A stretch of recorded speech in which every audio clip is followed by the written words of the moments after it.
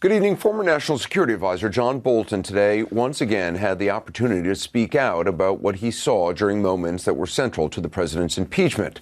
And once again, he chose not to, continuing to tease, not tell. So we begin tonight keeping him honest with some other public servants who are taking their own duty more seriously. More than 2,000 former federal prosecutors and other Justice Department officials, veterans of Republican and Democratic administrations, all of them calling on Attorney General Barr to step down. Quoting now from their statement, Mr. Barr's actions in doing the president's personal bidding unfortunately speak louder than his words. Those actions and the damage they've done to the Department of Justice's reputation for integrity and the rule of law require Mr. Barr to resign. Now that is unprecedented, and so is this. USA Today reporting that a National Association of Federal Judges has called an emergency meeting for tomorrow to address growing concerns about intervention by the Justice Department and the president in politically sensitive cases. All of this in the wake of the Attorney General's intervention after the president tweeted about it in the sentencing of the president's friend and fixer, Roger Stone. As you know, 4 federal prosecutors quit the case in protest. 1 quit his job. The president congratulated Attorney General Barr, who maintains his impartiality, despite recent reporting that he's also now revisiting investigations of some of the president's perceived enemies. Can you ensure to the American public that the Justice Department is not going to be used as a weapon in a highly charged political season? Absolutely. And that, as you know, Pierre, one of my passions is the feeling that we have to ensure that the Department of Justice is not used as a political football. And one of the things I'm distressed about is the increasing use of the criminal process to achieve political results. And I want to get away from that. Well, keep it honest, there's no evidence of that, and plenty to the contrary, enough to concern 2,000 plus former Justice Department officials, enough to prompt those federal judges to call an emergency meeting. Not enough, of course, for John Bolton, who is also an attorney, to speak candidly. He actually teased Chapter 14 of his book today, but didn't actually say anything of substance. However, for every John Bolton, there's a Donald Ayer. Ayer served as Deputy Attorney General under George H.W. Bush, and in a stinging piece in The Atlantic, calls Barr, quote, un-American, and writes, quote, the fundamental problem is that he does not believe in the central tenet of our system of government, that no person is above the law. He spoke this evening to CNN's Wolf Blitzer. You've known Bill Barr for about 40 years, right? I have. 40 years, and now you're calling him in this article in The Atlantic un-American. You say, given our national faith and trust in the rule of law, no one can subvert. It is not too strong to say that Bill Barr is un-American. Un-American, strong words. Has he changed over these 40 years or what? I don't know that he's changed, because he's always had a very strong view that the executive ought to have a great deal of power. I've never known quite how far it would go, and there was never any reason to test it, because when he was Attorney General under George H.W. Bush, George H.W. Bush had no interest in being an autocrat. So now we're faced with a situation where Bill Barr has won the job of Attorney General under a president who apparently does want to be an autocrat. A moderate voice making what would be, absent any evidence, a pretty extreme claim. But it's not like there's a shortage of evidence to how the president sees his role. He's made no secret of it. He said, you'll recall, that Article 2 of the Constitution gives him the power to do, quote, whatever I want as president. As for what he wants to see in the Attorney General, well, he's also talked about that. He wants someone like Roy Cohn, his former mentor and personal fixer, something he did not get in the last Attorney General, Jeff Sessions, who recused himself from the Russia investigation. So Jeff Sessions takes the job, gets into the job, recuses himself. I then have, which frankly, I think is very unfair to the president. How do you take a job and then recuse yourself? If he would have recused himself before the job, I would have said, thanks, Jeff, but I can't, I'm not going to take you. It's extremely unfair, and that's a mild word, to the president. He framed what Sessions did as being unfair to the president. In private, he was more explicit, saying this about him personally. Reading now from the Mueller report, quote, the president opened the conversation by saying, I don't have a lawyer. The president expressed anger at McGahn about the recusal and brought up Roy Cohn, stating that he wished Cohn was his attorney. That was nearly 2 years ago, long before the Senate Republicans voted to essentially give him a blank check with their votes to acquit him. He wanted someone to do his bidding, and now he apparently has what he wants. Joining us is CNN legal analyst and former federal prosecutor Ellie Honig, who signed this protest statement, also former Trump White House lawyer Jim Schultz. Ellie, you say you didn't sign this letter lightly. What for you made you sign it?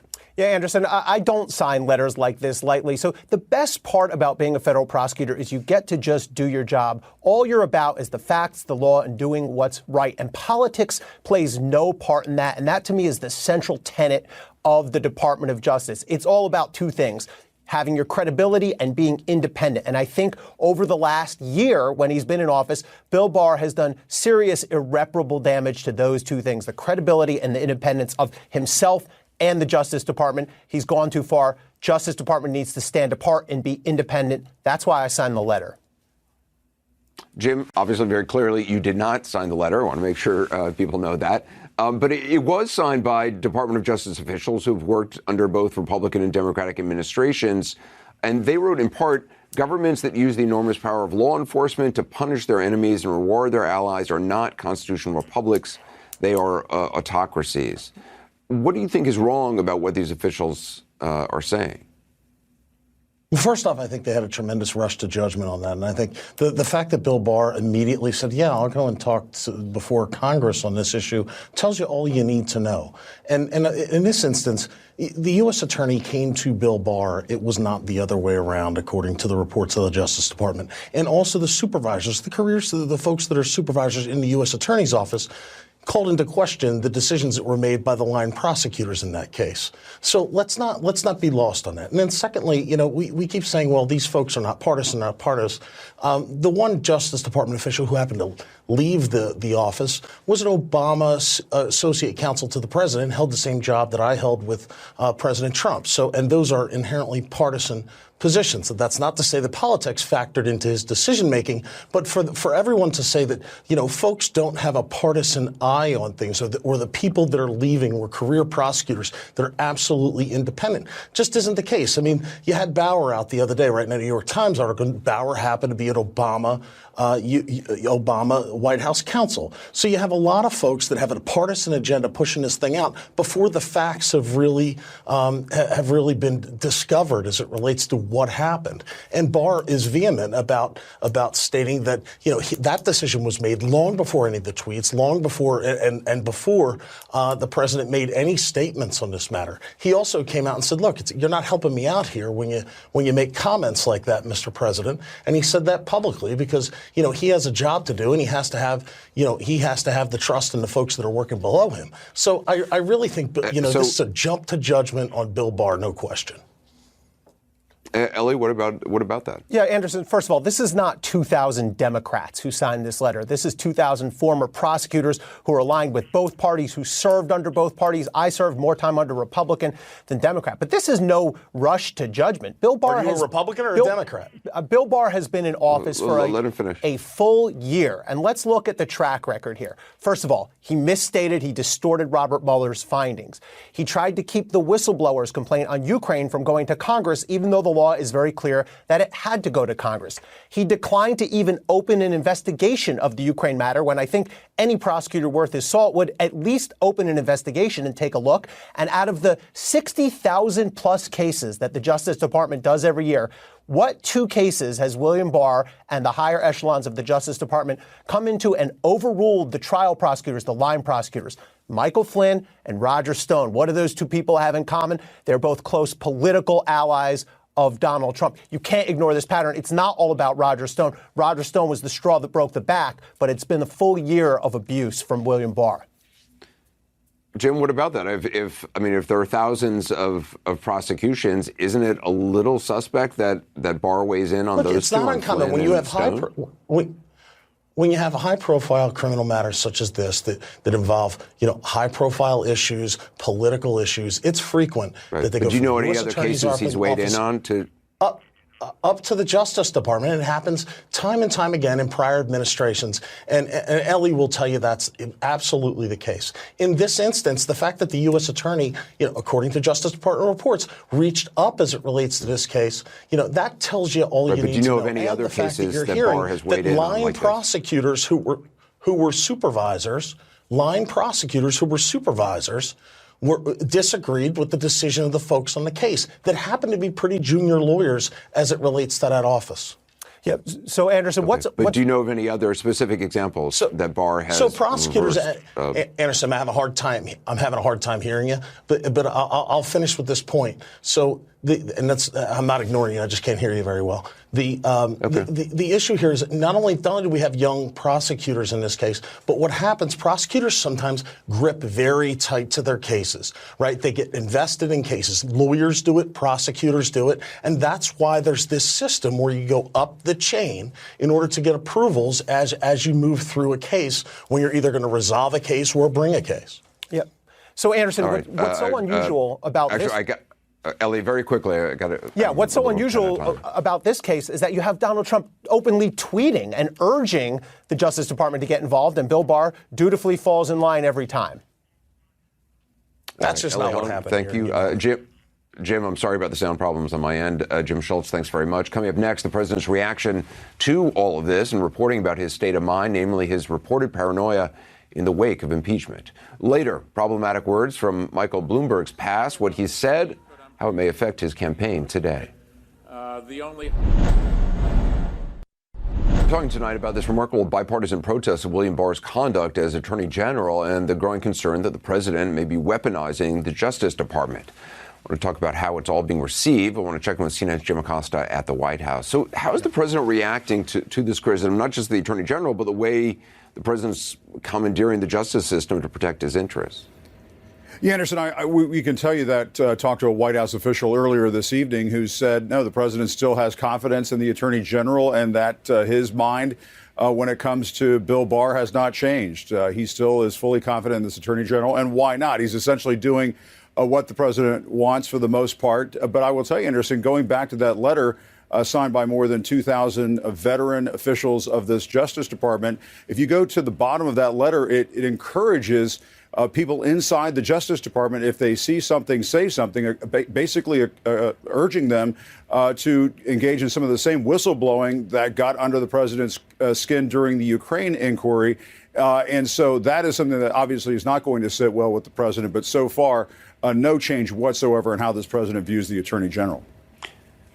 Hope Hicks coming back to the White House, the president leaning on other kind of longtime aides, people who were there early on during the campaign or early on who had left and are now coming back. Is there a sense that the president is kind of hunkering down with the people he considers most loyal before the campaign even gets more heated? There was a Times piece kind of alluding to that. Absolutely, Anderson. Talking to my sources, I will tell you, I talked to a Trump advisor earlier this evening who said the president is bringing back, make no question about it, some of his most trusted aides. And Hope Hicks would be near the top of that list, if not at the top of the list. She's been almost like a family member to this president over the last several years. And I will tell you, Anderson, I talked to an aide to the president late last week and asked whether or not this president is essentially going after his enemies. And this aide responded to me, would that surprise you? So I think there's an acknowledgement inside the president's own team that he is lashing out right now at people that he perceives to be his enemies. Now, one of the other things that we should point out moving forward, I mean, the president, you don't have to talk to anonymous officials about this. The president has been saying this out loud as he was telling Geraldo Rivera in that interview last week. He is seriously considering the idea of cutting aides out of his foreign leader calls, the same kind of scenario that got him into trouble with the leader of Ukraine. There were aides listening into that phone call that who didn't like what the president was saying and then reported it. And essentially that is what spiraled into the impeachment inquiry. And if the president considers something along those lines, that would once again, Anderson, shatter one of those Washington norms, trusted national security officials on the line with the president when he's talking to a head of state. It would really change a lot over here at the White House, Anderson. Jim Acosta. Jim, thanks very much. With all this playing out, there's reporting, as I mentioned, in the New York Times, that adds to Jim's insights into the president's state of mind and the atmosphere inside the White House since the impeachment. In a word, paranoid. In a phrase, according to the Times, is sourcing, turning that paranoia into U.S. policy. I want to get some perspective from someone who knows the president well, Trump biographer Michael D'Antonio, also someone who knows presidential paranoia well, former Nixon Library Director Tim Naftali. He's currently a CNN presidential historian. Michael, I mean, given what you know about President Trump, Citizen Trump, is a whiff of paranoia all that surprising? He's written about that in books. Well, he has written about it, Anderson. He published a book called The Art of the Comeback and offered 10 tips for an effective comeback, and he advised in number 3 to be paranoid. He thinks that paranoia is an effective strategy when it comes to managing people and when it comes to doing business. And I think all of the attitudes that we see him bring into the presidency are things that evidence themselves early in his life. So he's never trusted people very readily and is very quick to identify someone as an enemy and then try to root out those who aren't loyal enough. So paranoia is something that's always been a trait for the president, and he considers it a useful, even constructive thing. Tim, I mean, was Nixon, I mean, from what I've heard of the tapes, there's definitely kind of strains of paranoia with Nixon. Yes, I'm afraid I've seen this movie before, and it's really ugly. Richard Nixon surrounded himself with people who understood his hates, and they would play on those hatreds. Nixon, in the summer of 1973, he very much lost it. He was so angry at the Pentagon Papers, ultimately, and he was convinced that a Jewish conspiracy was out to get him. And he had a top aide named Charles Colson, and some unfavorable unemployment statistics came out. And Colson had one of his staff pretend to be a Time magazine reporter and call the Bureau of Labor Statistics to find out the family names of the economists that had worked on it. He reported the president they were Jews. And this led President Nixon to demand that he have a list of every Jewish person in the U.S. government, because he said on tape that Jews are not loyal. They are disloyal to the United States.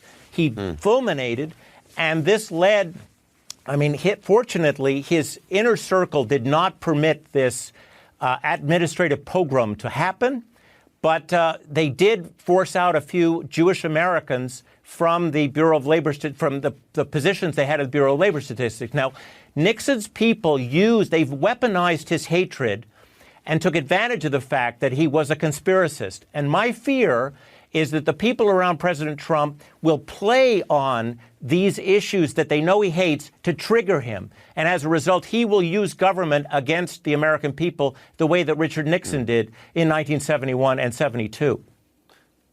Michael, what's interesting about that whole idea is that with President Trump, Tim was saying, Nixon had people around him who wouldn't allow him to kind of go down that road.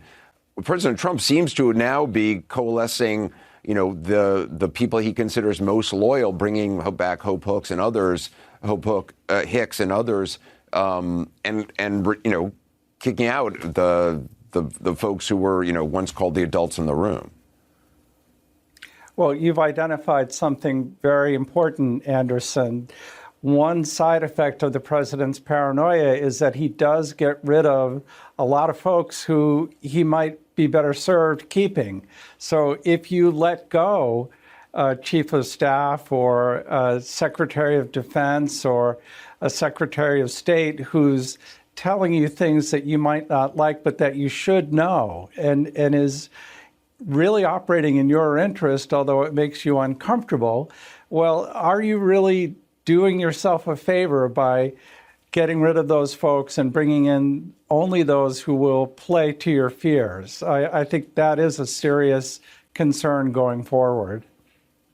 It's interesting, though, Michael, and I've heard you talk about this before, that with paranoia, it breeds more paranoia, and it kind of creates sometimes the very thing you're most afraid of, which is, betrayal or it turns people away. And have you seen that throughout Trump's life?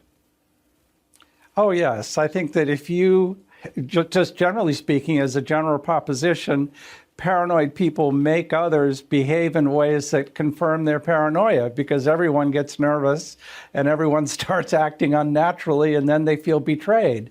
But in his own life, you can see, I think, 2 days before he was married, he demanded his first wife sign a prenuptial agreement because he was paranoid about her. That seeded mistrust in their relationship, and ultimately he felt betrayed. So this is not a functional quality, even though he would advertise it as such. Yeah. Michael D'Antonio, Tim Natale, thanks so much. Appreciate it. Just ahead, Democratic presidential candidate Michael Bloomberg, clearly in the minds of his opponents, as many of them spent the weekend bringing up controversies from his past and some alarming statements from his past. The details when we continue. He's not been on any ballot so far, won't be for the upcoming votes in Nevada and South Carolina, but that certainly has not stopped Democratic presidential hopefuls from going after former New York City Mayor Michael Bloomberg. As Bloomberg sinks hundreds of millions of dollars into his campaign, his opponents are criticizing him for trying to buy the election and for some of his previous support of stop and frisk police tactics. But stop and frisk isn't the only controversial issue from Bloomberg's past that he's facing. Randy Cade tonight takes a deeper look.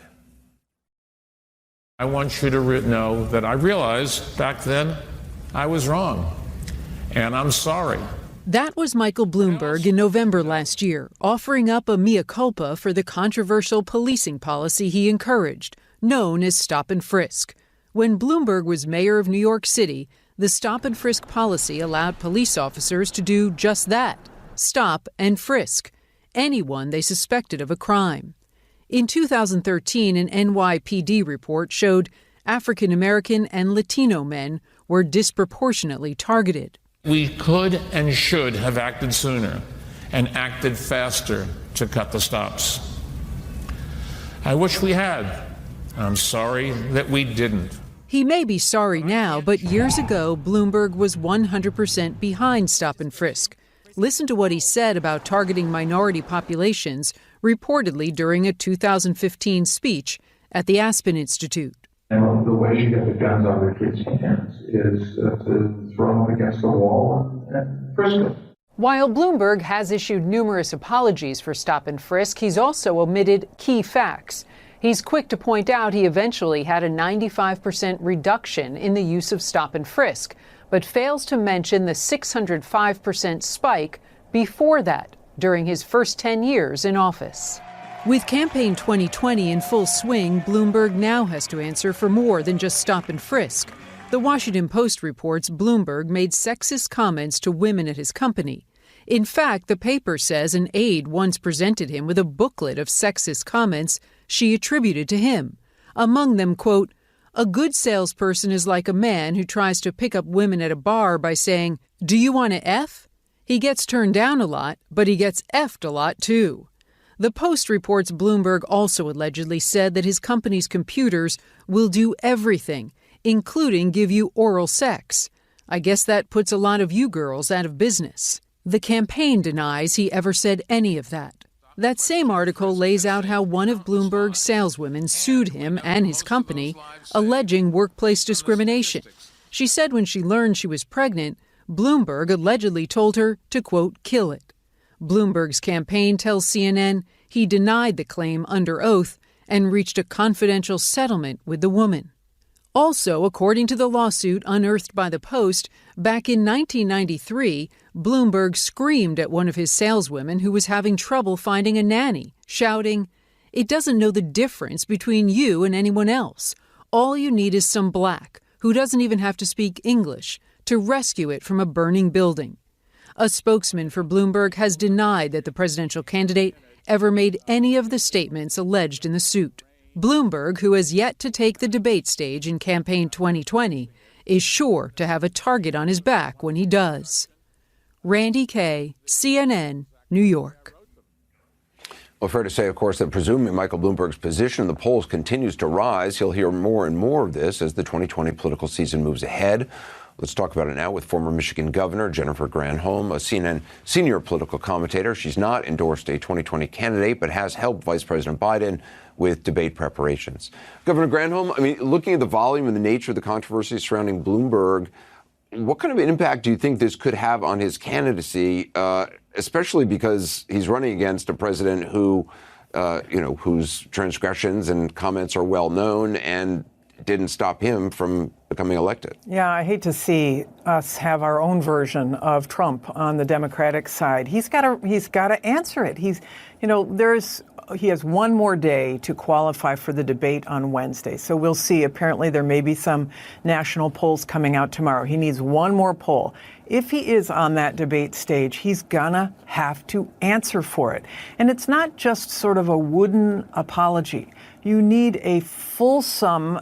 In fact, it's not just on the debate stage. You have to go and meet people. You can't just soar over the top of all of these candidates that have been working for almost a year now to try to get this nomination. So he's got to answer it on the debate stage. He's got to answer it over and over again if he has to real people. But then I think what the campaign is probably going to do, and what they have been doing, is to put out ads that combat each of these allegations. There were certainly the stop and frisk. He's got a series of ads that he's been putting out, which has validators from the African American community. And on the charges that women have brought, he's doing the same thing. He's got all of these high-profile women surrogates, people who are co-chairing his campaign, like Gina Raimondo, who's the governor of Rhode Island, Bev Perdue, the former governor of North Carolina. So he will have to continue to do that to take down the temperature, but you better believe that he's going to have to answer for it. Is it, I mean, there are some who, view that would say he's being held to, a different standard than President Trump was certainly held to, and that Democrats are looking for sort of a purity test for their candidates. Obviously, the flip side of that is voters, in many cases, want somebody who represents their values and represents, common decency. Yeah, it's interesting that you say this, Anderson, because there is, you can feel the anxiety out there among Democrats. They want to take Trump out so badly that they're willing to sort of plug their ears and close their eyes to somebody's transgressions, perhaps, in order to be able to achieve the ultimate victory, because people feel physically insecure as well as, inequality and all of that. So the bottom line is there is a sense of, gee, do we forgive more? Or do we demand that everybody be pure? Well, whichever way you go on it, everybody's got to be vetted. And he has not been vetted yet by either the people or by the other campaigns. That's just starting to come out now. So he has got to answer for it. And that'll make him a better candidate down the road when it comes to a general election, if he gets there.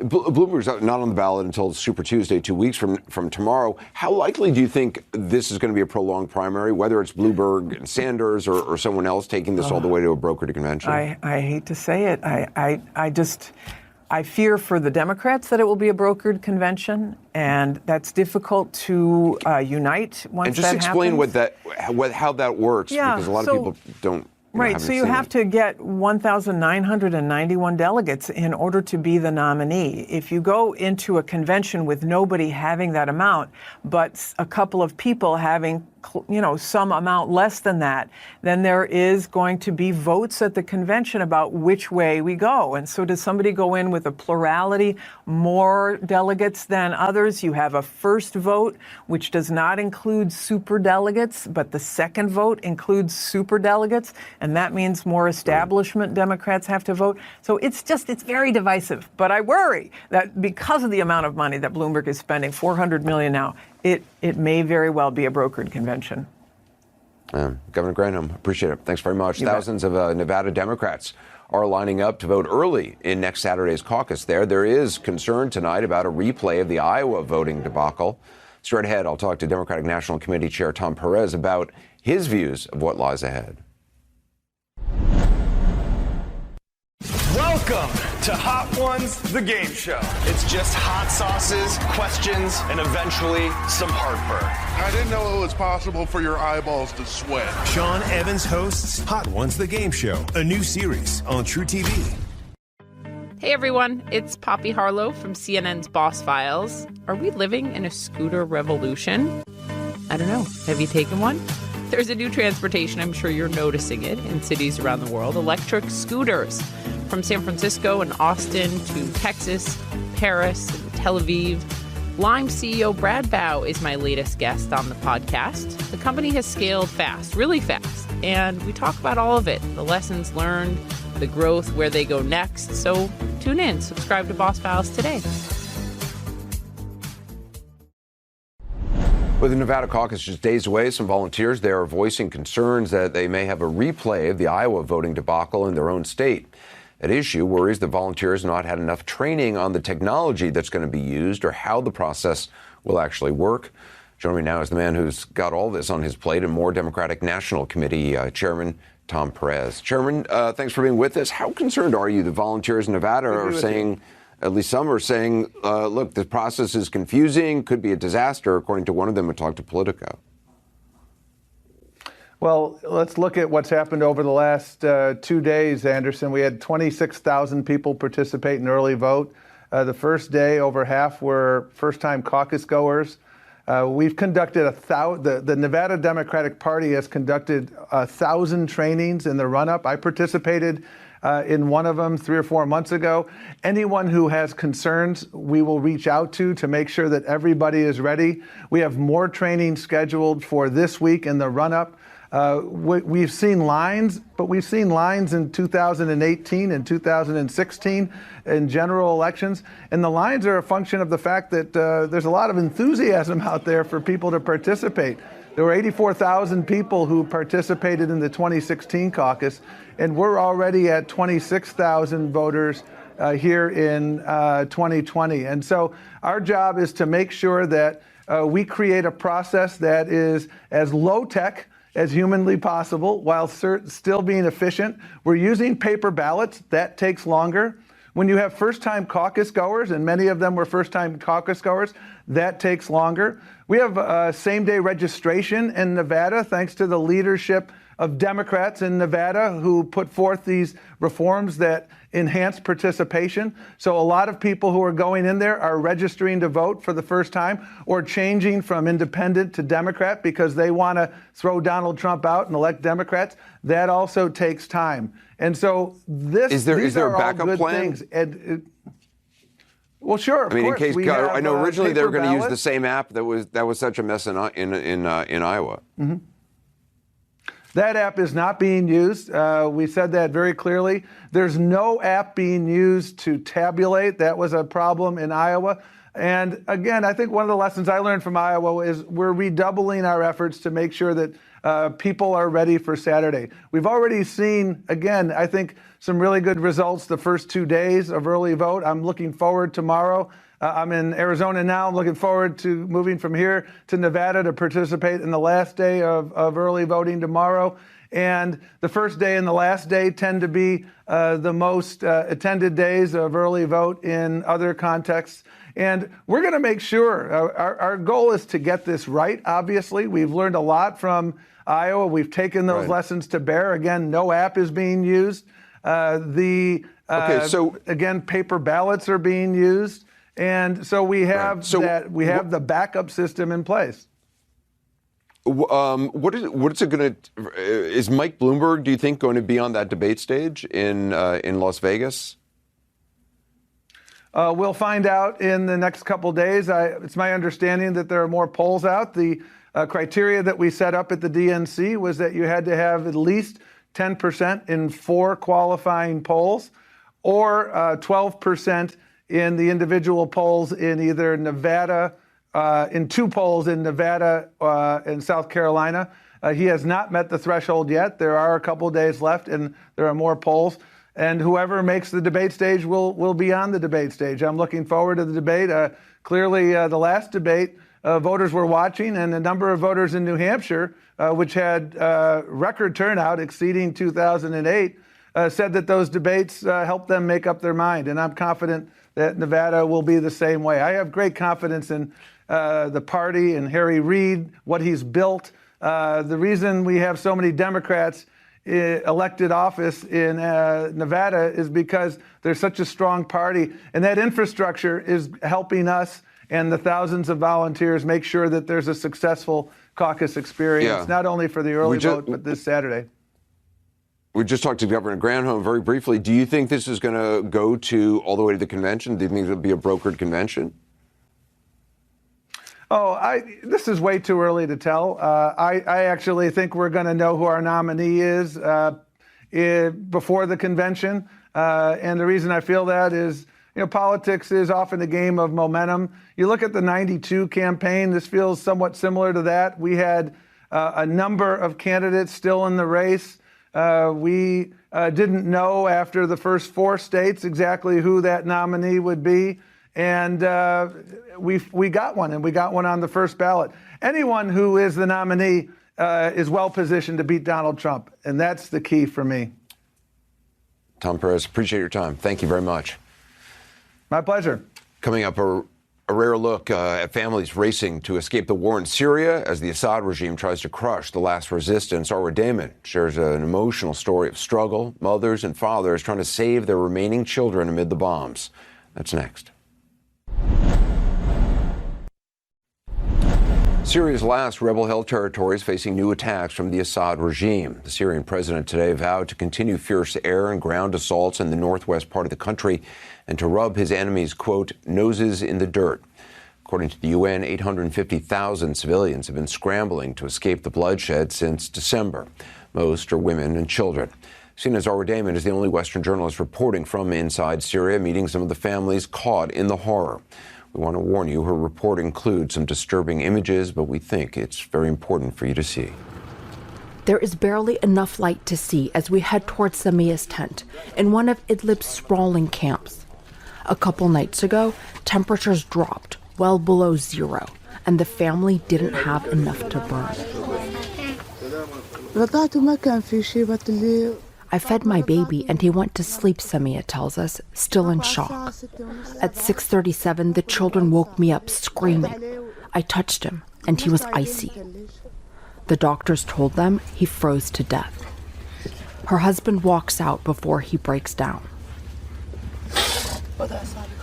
She doesn't have a photograph of Abdel Wahab alive, just this image as they said their final goodbyes. She can't forgive herself. She can't understand how life can be so cruel. Few people here can. We have made multiple trips into Idlib province, none like this. Roads throughout the province are clogged with the traffic of those on the run. Unending waves. Many have been displaced multiple times before, but this time it's different. They feel like no matter what they do, they won't be able to outrun the war. These children walked for 7 hours in the middle of the night to get away from the bombing near their village, but it's not far enough. They want to leave from here, but they need to try to figure out transport or something, because if they try to go walk, it would just be impossible. Down the road, Dima and Batule clutch their stuffed animals for the last time. For theirs is a world where toys are not considered essential. Survival is. They don't cry or complain as they are loaded into the truck. There is a sense of finality, claustrophobia, compounded by the collective misery of those trapped here, with the regime rapidly closing in and emptying out entire areas. One village settled down among these 3rd century ruins 2 weeks ago. A little boy shows us a picture in his father's phone of the bombing overnight. This is Mohamed, and he's 10, and he said that he was very scared the last night because this entire area, the hillsides all around it, were being bombed. They almost took off walking in the dark. I would rather die than not be able to protect my children, Saifuddin vows. He used to be the village's elementary school director. His tent is considered a palace by this wretched existence's standards. 2 of his kids have fallen over into the stove. Oh, and her face was burnt. His children are too young to know anything but war and hardship. Let Trump get a bit angry and send a couple tomahawks, Saifuddin says, half joking.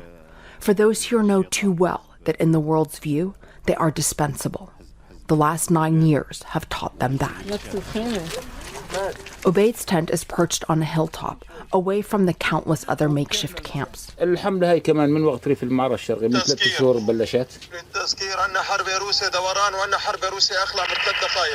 Our conversation is broken up by warnings from an app he has on his phone about where the planes are flying and bombing. His elderly mother lies in the corner. She's been that way ever since they found out that his brother died in a regime prison.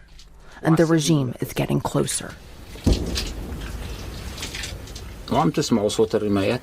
Yeah, you can hear that. This is his brother who was detained in 2012 when he was part of the protests. And then in 2015 they got notification that he was dead. This is the photograph they got of him dead in prison. All I have is this photo, just this memory, he says, haunted by his pain. Even if the regime tried to reconcile, it's impossible, he swears. You can't trust them. Nothing in this forsaken place is guaranteed. Gone is the schoolyard laughter and crowded classrooms. They have been converted into shelters and smoke-filled living spaces. But even as new families arrive, some of those here are getting ready to flee again. Saifuddin, who we met at the camp in the ruins, sends me a distressing voice message. He's saying that the bombing was all around them overnight and that the aircraft were flying over the camps. When we arrive, the sounds of the violence closing in echo through the hills. Saifuddin's children are playing in the mud, seemingly oblivious to the encroaching danger, or just used to it. They've called for a truck, but they're being told that there's no one who can come here that quickly because the roads are so crowded and clogged up with other people fleeing. Those who manage to get transport are packing up. They still cling to a hope that someone, something will save them, that the world will realize it can no longer turn away, that they won't be abandoned to desperately search for a lifeline that doesn't exist. Arwa Damon, CNN, Idlib province, Syria. What do you do when the world has turned away? A reminder, don't miss Full Circle, our digital news show that gives us a chance to dig into some important topics and have in-depth conversations. You can catch it streaming live weekdays, 5 p.m. Eastern at cnn.com/Full Circle, or watch it there anytime on demand. Coming up ahead, criticism of William Barr coming from the federal bench now. Judges expressing their displeasure with the Attorney General's intervention in politically sensitive cases. That story next.